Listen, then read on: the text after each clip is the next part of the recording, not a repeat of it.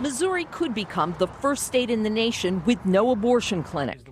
This Planned Parenthood facility in St. Louis going to court to stay open beyond Friday, unable to reach an agreement with Missouri's health department to renew its license. 2 years ago, Jenny Bach says this is where she went to have an abortion. I know that we made the best choice for her. But with no clinic and a new law the governor signed Friday banning abortions after 8 weeks, she and her husband would no longer have that option. They ended her pregnancy at 15 weeks after learning their daughter had a genetic disorder and would die soon after birth. Now they are expecting another child.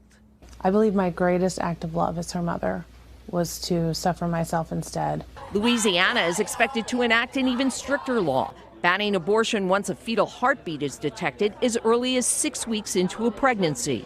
We should look at when the heart starts beating to determine when life starts.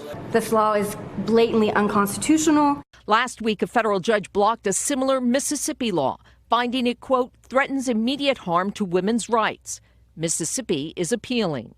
And for those looking for signs from the Supreme Court, today mixed signals on Indiana's law. The justice is letting stand a lower court's decision blocking the law banning abortions on gender, race, or disability, but upholding the requirement fetal remains be buried or cremated. It's becoming sort of increasingly clear and perhaps likely that there are several justices who just aren't ready to wade into the issue of abortion yet if they can possibly help it. Something several states are not afraid to do. Ann Thompson, NBC News, Chicago.